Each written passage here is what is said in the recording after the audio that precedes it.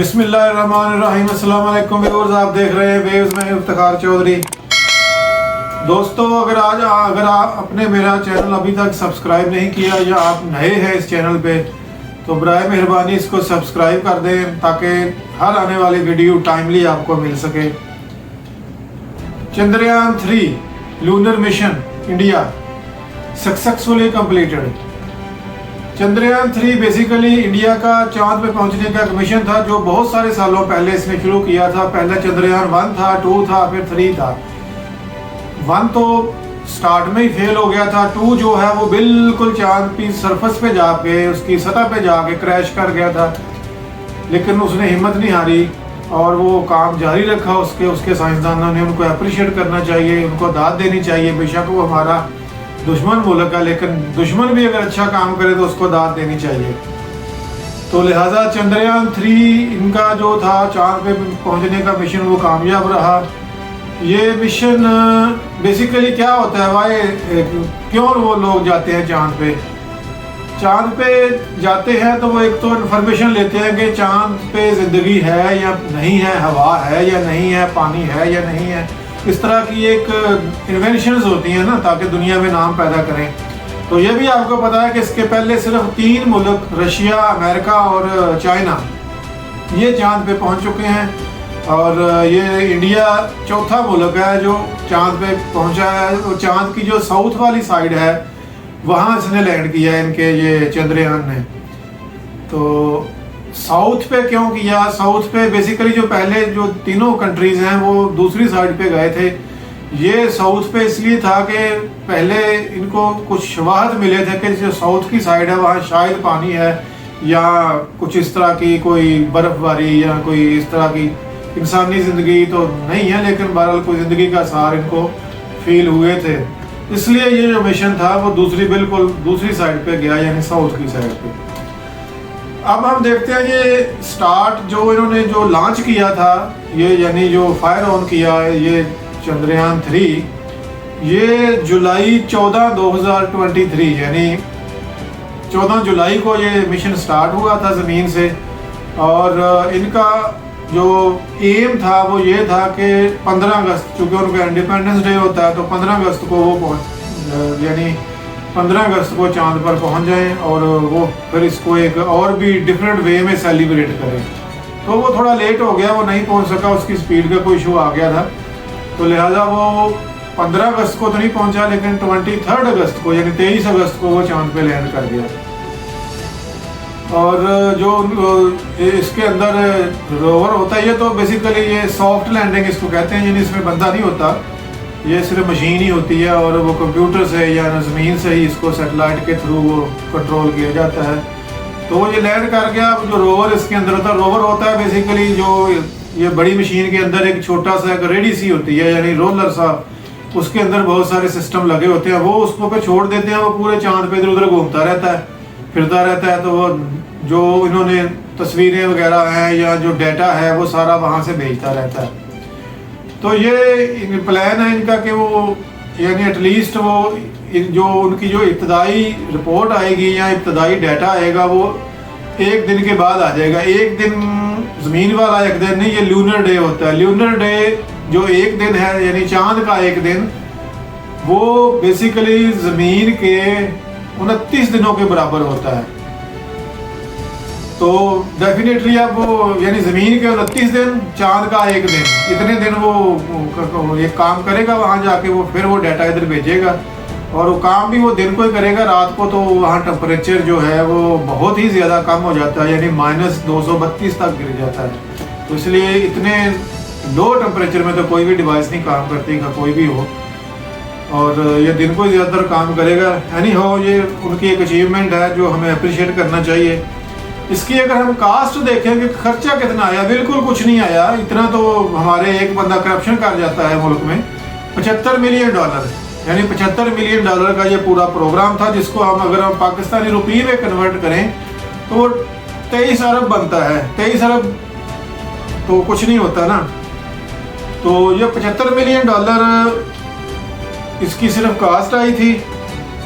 तो अब सोचने की बात यह है कि हर इंसान सोचता कि इसकी ज़रूरत क्या थी। एक तो मैंने ये बताया कि वो जो एक नई इन्वेंशन होती है ना कि इस दुनिया से आर पार या कुछ चांद पे या किसी और सितारे पे या सियारे पे दुनिया है या नहीं है। एक तो ये है कि क्रेज़ होता है ना, वो आपको क्यूरोसिटी होती है।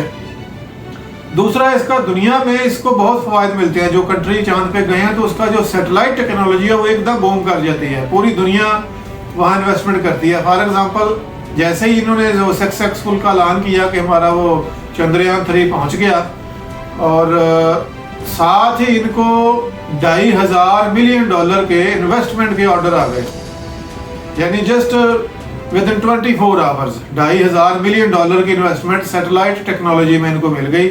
और अगले 3 साल में जिन लोगों ने प्लेज किया वो 10,000 मिलियन और है। यानी देखो, उन्होंने $75 मिलियन इन्वेस्ट किया और एक ही रात में उन्होंने $2,500 अरब की इन्वेस्टमेंट पकड़ ली। जबकि हम पाकिस्तान की अगर बात करें तो पाकिस्तान इस सैटेलाइट टेक्नोलॉजी में 1961 में आया था, और ये इंडिया है 71 या 72 में आया था। लेकिन हमने कुछ अचीव नहीं किया, हम पॉलिटिक्स में पड़ गए एक दूसरे की टांगे खींचने के लिए। और लेकिन इन लोगों ने कॉन्स्टेंटली उस पर काम किया। आपको पता है 91 में 1991 में इंडिया का एग्जैक्टली वही हाल था जो आज हमारा है। उस वक्त इंडिया ने $2 अरब लेने के लिए यूके के पास 9 टन गोल्ड, यानी 9 टन 9,000 किलो सोना प्लेज करवाया था $2 अरब लेने के लिए। और उसके बाद जब इन्होंने उस पर बहुत सारी लान तान हुई, कंट्री में बहुत सारी बातें हुई और बहुत सारे टॉक शो हुए, तो वहाँ से इन लोगों ने सबक सीखा कि नहीं भाई, अपनी पॉलिसी सीधी रखनी है। पॉलिटिक्स जिधर भी जाए वो एक डिफरेंट फिनोमिना हो जाता है, लेकिन आपकी जो गवर्नमेंट की पॉलिसीज़ हैं ना वो स्ट्रेट रहनी चाहिए। कोई गवर्नमेंट आए कोई हो, लेकिन जो बेसिक पॉलिसी हैं वो एक ही रहेंगी तो आपका मुल्क तरक्की करता है। लेकिन अनफॉर्चुनेटली हमने सिवाय एक दूसरे की टांगे खींचने के अलावा कुछ नहीं किया, क्योंकि हमारे आपको पता ही है कि जब से पाकिस्तान बना, हमारी इस मुल्क की जो अवाम है उनकी किस्मत पे किसी का बूट आया हुआ है और वो बूट उतरने का नाम नहीं ले रहा। जब तक वो बूट हमारे दुम पे पड़ा हुआ है वो हम कम से कम ये मुल्क तरक्की नहीं करेगा। हमें सोचना पड़ेगा, हमें कुछ ऐसी पॉलिसी बनानी पड़ेगी, तब जाके हम आगे बढ़ेंगे। अब मैंने बताया कि 91 में इंडिया का जो इतनी पतली हालत थी और वो कैसे आगे चला गया। डेफिनेटली उसने अच्छी पॉलिसी बनाई और लोगों को अट्रैक्ट किया, दुनिया को अट्रैक्ट किया अपने मुल्क में, तो वो आगे बढ़ गए। मैं अगर आज का कंपेयर करूँ तो हमारी क्या एक्सपोर्ट है, आपको पता है 27 अरब। ये लास्ट जो जून का डाटा आ चुका है ऑलरेडी। $27 अरब हमारी एक्सपोर्ट है अभी पूरे साल की। और इंडिया की एक्सपोर्ट आपको जानते हैं कितनी है एक साल में? $750 अरब। हम $2 अरब या $1 अरब लेने के लिए IMF के कदमों के ऊपर पड़े हुए हैं, कदमों के गिरे हुए हैं। वो जो चाहता है आपसे बनवा लेता है, जिस चीज़ का रेट बढ़ाना चाहे वो बढ़वा लेता है। किसके लिए? सिर्फ $1 अरब या $2 अरब के लिए। हमारे रिजर्व क्या है इस वक्त? कुछ नहीं है, $4-5 अरब होंगे। बाकी लोकल कमर्शियल बैंकों के पास $5-6 अरब होते हैं। वो तो गवर्नमेंट की प्रॉपर्टी नहीं होती, गवर्नमेंट का तो वही है जो स्टेट में पड़ा हुआ है। तो $5-6 अरब होंगे इस वक्त। और इंडिया के क्या है? $600 अरब। आप कंपैरिजन कर लें कि क्या है। लास्ट ईयर जो, अब लूनर से पहले की बात है, ये लूनर मिशन जो चंद्रयान 3 है इससे पहले की बात है। एक साल में इंडिया में फॉरेन डायरेक्ट इन्वेस्टमेंट $70 अरब आई, यानी हमारी एक्सपोर्ट का भी 3 गुना। $70 अरब उसकी फॉरेन डायरेक्ट इन्वेस्टमेंट आई। और हमारे मुल्क में माशाल्लाह क्या आई थी? $1.4 अरब, यानी $1 अरब 40 करोड़। अब आप देख लें, आप कंपेयर कर लें कहाँ खड़े हुए हैं और वो कहाँ खड़े हुए हैं। ये सिर्फ इसी वजह से है कि आपकी पॉलिसियाँ ठीक नहीं हैं। पॉलिसियाँ ठीक नहीं है तो आप कुछ भी नहीं कर रहे हैं। आप हालात बुरे हैं, इधर जॉब नहीं है, फैक्ट्रियाँ बंद हो रही हैं, डॉलर ऊपर जा रहा है। पिछले 15 माह में 12 लाख पाकिस्तानी मुल्क छोड़ गया, सिर्फ इसी वजह से कि इधर कुछ भी नहीं है, करने के लिए कुछ नहीं है, जॉब नहीं है। क्या करे वो, किधर जाएं? आप एम्बेसी में चले जाएं, ये सऊदीया की एम्बेसी में चले जाएं, यूएसए की एम्बेसी में चले जाएं, यूके की एम्बेसी में चले जाएं, या यूएई की एम्बेसी में चले जाए, कतर की एम्बेसी में चले, वहाँ लाइनें लगी हुई हैं पाकिस्तानियों की कि मुझे ले जाओ मुझे ले जाओ। किसी तरीके से लोग बाहर जाना चाह रहे हैं, क्यों कि इधर जॉब ही नहीं है, आपकी इज्जत ही नहीं है, सारे फ्रॉड हो रहे हैं, यानी ड्रामे हो रहे हैं, कुछ कोई पॉलिसी नहीं है, कुछ फ्यूचर नहीं है लोगों का। फ्यूचर उधर ही होता है ना जहाँ को अच्छी पॉलिसी हो। इसी अगर अच्छी पॉलिसी होगी तो बाहर वाले लोग भी आते हैं आपकी मदद करने के लिए। तो इंडिया ने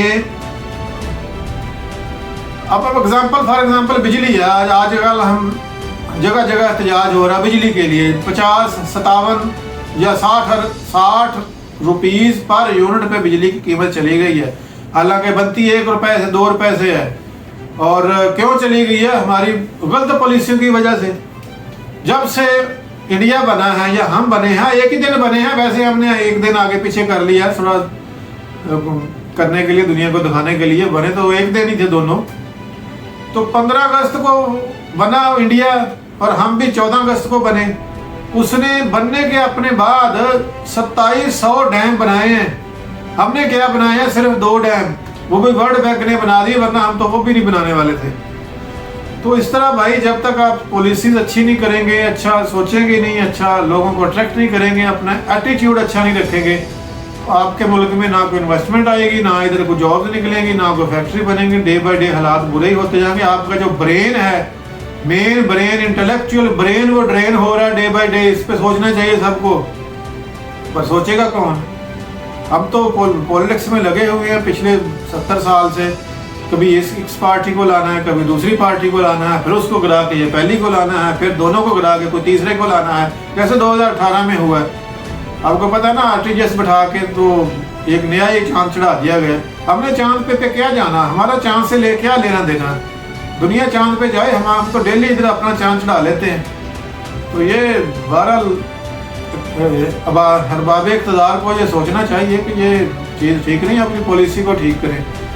इंशाल्लाह होप नहीं छोड़नी चाहिए, आप भी अच्छा सोचें, पॉजिटिव सोचें, कोशिश जारी रखें। तो आखिर में मैं फिर आपसे दरख्वास्त करता हूँ कि आप मेरा चैनल सब्सक्राइब ज़रूर कर दें प्लीज़, और घंटी का बटन ज़रूर दबा दें। खुदा हाफिज़।